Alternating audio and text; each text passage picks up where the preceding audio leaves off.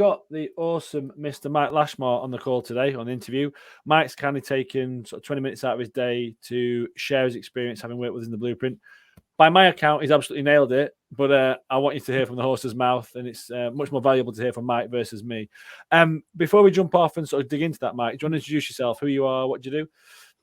Yeah, thank you, Luke, and hello to everyone. My name is Mike Lashmar. I'm co-founder of Rockingham Partners. The business I run helps independent hotels unlock their hidden value. I've got a family with 2 sons, and I live just inside the New Forest on the south coast. Lovely. So, notwithstanding all that, pretty busy, got lots going on, right? the usual story. So, let's rewind a couple of months into the past. You, I think, had perhaps seen maybe a couple of posts from some gents that had worked with me historically, and then followed my content for a little bit. I think we had a little back and forth on LinkedIn Messenger, and you decided to reach out and have a conversation. What was going off back then, that made you decide to reach out and have a chat with somebody like me? Yeah, so I guess I was at a point where, my work life was really hectic. So I decided to set up my own business. I was also working on a full-time job. And then family, kids, life is just crazy and noisy anyway. Even if everything's going perfectly well, it's hard to manage everything in life. But doing all those things together, I was I recognised that I wasn't looking after myself, and you only get one go at life. I wanted to make the best go of it, and I think I felt I needed a bit of help to make sure I could get things in balance. Yeah, and I think it's a relatively, not belittling your situation, but it's a relatively common narrative with the guys that I work with. And there's the dynamics of life, business, family, kids, all of that. And that adds a level of just busyness and, I suppose, stress as well. But then there's also how you can then take care of yourself within all of that, both physically, mentally, and emotionally. And sometimes it can feel like there's so much on, you can't quite see the wood for the trees and work out exactly what it is you need to do. But for me, there's always this inherent dichotomy underneath it. It's like, I'm a pretty successful, intelligent bloke. Like, what the fuck? Why can't I make this work? And almost it feels like a bit icky to have to reach out to go, well, I should be able to get this. Does that resonate? Yeah, absolutely. Yeah, and I think it's easy to get consumed in your work, I think, in particular. And that certainly was the case for me. Kind of like that's going really well. It's taking off. That's successful, but you end up all consumed in that, and you kind of think, well, there's only so many hours in a day, and I'm focusing on that. Then trying to do all the other stuff, it's difficult. Yeah. And actually having some opportunity to kind of almost take a step back, but arm yourself with some simple, easy tools to create some habits that work is really important. So that all does resonate. Yeah, and that feeling of like, I think, kind of overwhelm, or I'm so busy at work, I've got to push that, and you do all you can with that, then it feels like, well, there isn't any other time anywhere else to look after myself. And then what can end up happening is that part of life is going pretty well, but then actually where you're at and how you feel gets compromised, and then other areas get a sort of diluted version. So maybe a bit shorter and snappier at home, physically not in as good a spot as you want. And it's not from some malintentioned place, but it's just the result of one area becoming all consuming and then not being able to sort of take the ownership and action you want around yourself within the other areas. Does that make sense? Yeah, absolutely. It's all consuming, and you don't feel like you've got enough time to cover everything anyway. And in fact, if you'd have said to me at the beginning of the 1%, Mike, we're going to do all these things, and you're going to end up picking up all these things, and you're willingly going to do them, I'd have said, well, I'm struggling to do what I'm doing now. Yeah, are you mental? Yeah. I think that I've heard that before. It's like if I was to show you what we get to at the end of it, now, right, you'll be doing that. You'd be like, nah, not sweet. You're talking rubbish. See you later. But I think, like you said, it's that taking a step back and having a bit of perspective and having a look at what's actually going on. And when you're in it, it's hard to see the time, opportunity, space that you've got. And then also the sort of compounding negative effect of some of those things that you are doing that aren't serving you. And then the knock-on that they have. And I think I've said this to you before, Mike, and I say it a lot on the calls now when I talk to the guys. It's like, it's not one magic thing, it's the sum of the parts and looking at those bigger picture pieces. But again, when you're in it and you're at the coalface, it's hard to be able to recognize that. Well, yeah, definitely. And I suppose that now I've got a lot more energy. And I think if you've got a bit of pep in your step, then actually you can be more efficient in what you get done. But if you can focus on making yourself the best self you can be, then actually all of those other plates you need to spin every day get so much easier to manage. Exactly. Well, that being said, that's kind of a nice segue onto where next. So let's fast forward to today as we sit right now. You've come through the process, and actually, for transparency, you decided to continue. And there's another program that we're working through, which is awesome. That being said, what have been your key successes and achievements having now come through the process so far? Yeah, well, I smiled when you put the post on LinkedIn to promote this, because I'd written it a couple of weeks ago or so now, and I said 7 kilograms lost, but it's actually 9 now. Awesome. So, there we go. That's a nice one. Yeah, so it keeps going. So and I think that gives that self-confidence about me physically, in terms of being physically fit. And actually not turning myself off when I look in the mirror. That's really been quite important. I think finding a toolkit to kind of manage my home life, and I used to get sucked into my mobile phone and spend far too much time on that. And being actually present with my family has been a massive win, and that's been really huge. And I think just all round, I'm just in I think you said Mike 2.0. The outset, and I genuinely feel like that's where I'm at. Mike version 2, and it's a much better version of myself. And the physical components, it's an important one, because as you know, what I do, it isn't like a PT thing. It's looking at things holistically, although there is definitely a physical component, and we look at what we put in here because it's important. But there's other things we need to address given the vicissitudes of life, work, and business, as we've already discussed, right? But we all walk around in this meat bucket, and to think that this doesn't have an impact on this and how you show up and how you feel, it's massive. And sometimes I hear quite a lot on initial calls, oh, it's a bit vain, but I want to look better. Well, what? Like, this is the thing that you walk around in, and taking care of this, not just to look good, but to feel good, to have energy. I think that has such a good bearing, or big bearing, on both how you feel day to day, as in just in your general state, but also your self-esteem and well-being around that. Because it's like, well, if you're not looking and feeling good, that is the result of what you are doing and not doing. But if you are looking and feeling good, that is the result of what you are doing and not doing. And so if you're consciously aware of those inputs that you're making, and it's making you feel good, it's not compromising everything else, the net result is you feel great. Well, it's like, fucking well done, me. And rightly so, right? Yeah, definitely. I mean, if you're, I was letting myself slip personally. That was the thing that was being compromised, and it shows physically, and that's a constant reminder that you're, whilst you might be successful in your work life and other aspects of your life, there are other aspects that are not in balance, and and that doesn't make you feel good. So actually, showing up every day, and I'm exercising regularly, I'm eating well. But there are also things that I know are going to stick.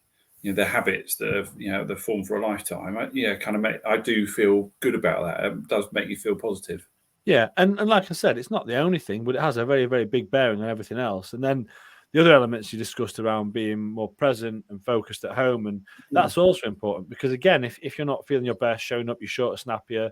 I'm not just talking about you, Mike. I'm talking about the royal you, us, all of us. That again compounds on how you feel about yourself, because there's I didn't want to behave like that, but then there's that negative, almost like a double down, like, why the fuck was I behaving like that? And it gets frustrating. Whereas again, if you've got ownership around that, and you're coming home, you're present, you're not playing on your phone, you're giving your kids, wife, what they need, that's that balance. And I think sometimes the word work-life balance is almost a bit cliched, because really that balance for most of us is always going to be out of whack, in terms of work is going to take more time and space, given running businesses, whatever, just the very nature of how work works for most of us. But I think it's making sure that in the time that you do have, you are showing up as your best. And that's the balance there, right? So it's like, oh, I've had a really busy, stressful day, so I'm knackered, I'm going to drink, and I can't be arsed, and I'm just going to sit on the sofa, and woe is me. Well, that isn't really making the most of the time. You still might have had a busy day and it's been stressful, but then can you still come home, read a bedtime story to kids, be focused for your missus, not play on your phone? And for me, that's the win. And that's what I think the balance really is. Does that resonate? Yeah, absolutely. Yeah. An amount of time in the past, and look, it's a constant effort to do these things. But the amount of time in the past where I was just distracted, I was kind of sat there with my children, but thinking about things I wanted to get done for work and so on.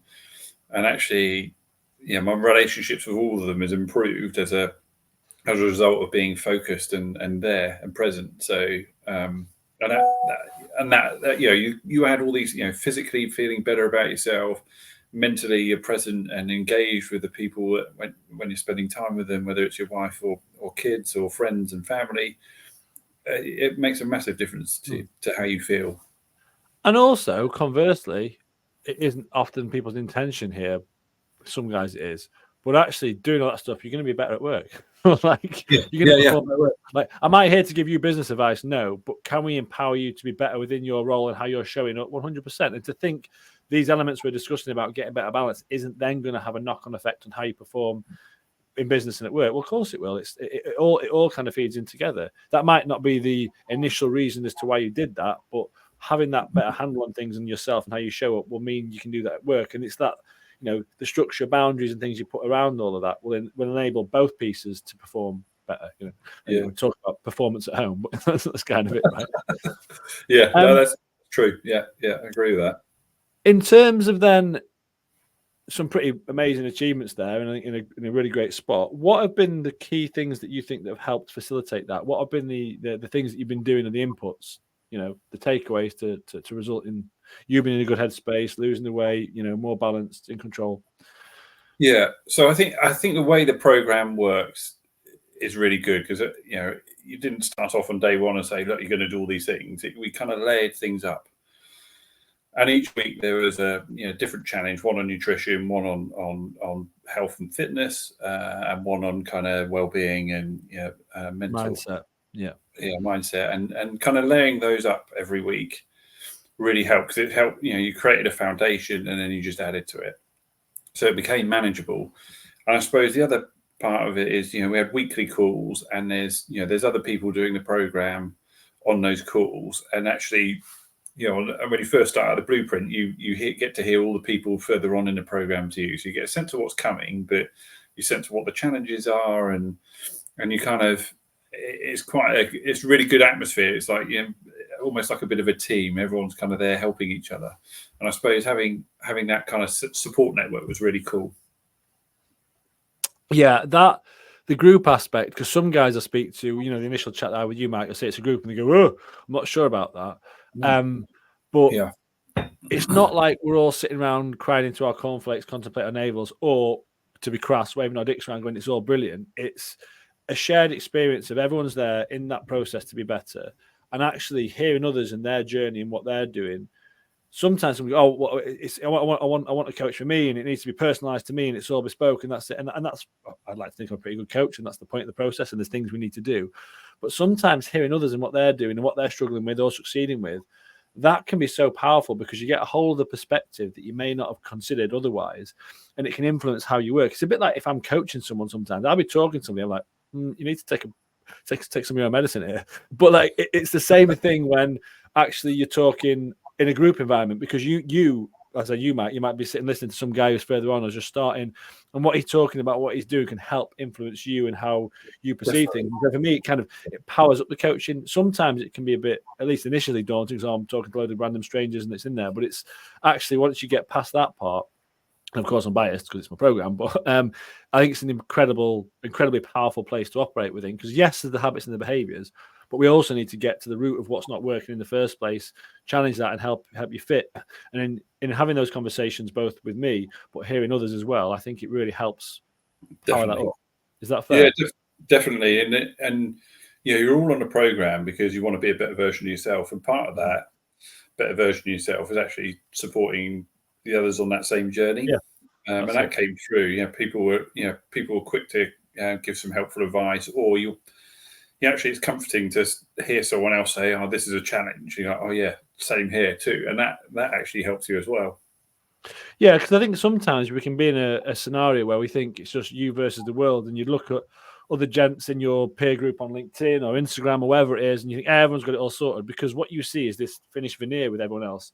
When you actually peel back the lid a bit and look under and go, "Oh, bloody hell, there's some other successful gents here in some domains that find this stuff hard just like me." It's not just me versus the world. It's almost reassuring, and not that you want to wallow in someone else's struggle, More so, it's just like a shared experience of, yeah, it is hard. We are busy as hell. We've got loads on.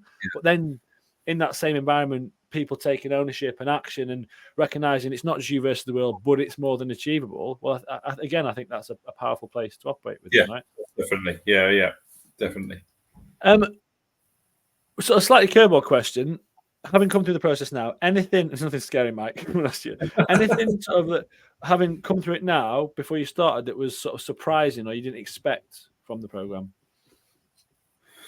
Well, that is a curveball question, a good one. I suppose, I've done things in the past. So I've done things like Noom in the past, which is a kind of diet. It's an app that focuses on your diet and teaches you about the kind of psychology of your eating habits and so on. And things like that have been helpful and good, and they worked at the time. But this is the only thing I've ever done that's holistic, and I think that's been the big difference. And I didn't necessarily expect it. Is it's not just about, okay, well, just make sure you're eating healthily, or make sure you're eating healthily and getting exercise, but it's actually your mental well-being as well, and relationships, and all of those things that actually create a balance. So having all of those things catered for in this program meant that, I might get on top of my eating and exercise, but actually there's probably something else in my life that might knock all those things off. But I feel like I've really developed some habits that will stick. They're going to be easy to maintain, and then I think there's some longevity to this. It's not a fad. And I'm glad you said that, because that's I think is the point of this, right? Because, and not to discredit anyone who coaches people, straight up fitness or nutrition, because that's incredibly powerful. It's really important. But I think the older you are, and I don't just mean that because you're old. I don't mean the physical limitations. I just mean because generally you've got more demands on your time in terms of kids, family, business. Acutely focusing on one area can help, but usually it will end up being at the detriment to other areas. And so I talk about the 5 pillars in the program, right? Self, body, business, family, relationships. And usually guys are going really hard on the work business one. That's compromising the ability to take care of the first 2 pillars, the self and body bit.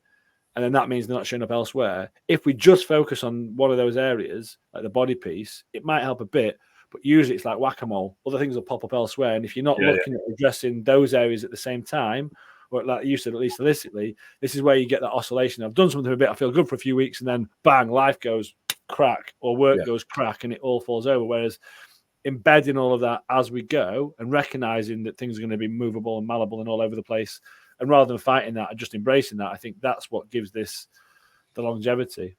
Yeah. I mean, it's kind of flexible, I suppose, because we're not going to give myself. I'm going to the Isle of Wight Festival this weekend. I'm going to have a good time, and of course, we drink far too much and whatever. But that's not going to knock me off track. These life happens, and there might be other things that crop up, and that I'm not expecting, that do me some harm for a couple of days. But actually, I've got the foundations that will see me through.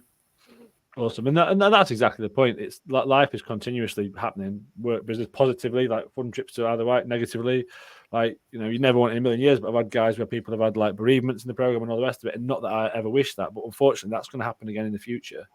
And having a way to operate and deal with it, and it's not just grind it out. And it's learning to be able to adapt with the things that life presents with us. And sometimes it's great stuff, and sometimes it's not. And there's levels to what happens, but it's like, well, at some point it's just about, well, what do we do? And I think rather than going, that's happened, therefore I can't do anything, there's the disempowered place. It's like, well, this has happened, what are we going to do about it?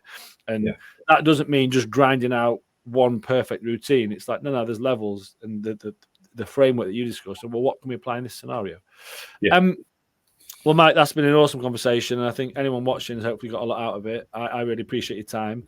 Before we get off, let's just say someone was watching this, maybe they probably resonate with what you were talking about before, with where they're at. They're not feeling the best, not quite sure what to do, but they're on the fence when it comes to maybe speaking to a coach or sort of reaching out for help. What would you say to someone like that who's in that kind of place? Well, I get that there's no... You don't get a second chance at life. This isn't a rehearsal. There's no rewind and start again. So seize the opportunity. Don't miss out on making sure that you can be the best person you can be, because you're not going to get that chance again. Don't waste your life. Make the most of it. Awesome. Well, I would definitely agree with that. so, on that note, Mike, thank you very much for your time today. It's been great. I hope anyone watching it has got a lot out of it. Like I said, I definitely have. If anyone watching this is interested in having a chat with me about how I could help, what we discussed today, either drop me a note in the comments or pop me a DM and we can have a chat. Otherwise, have a fantastic week.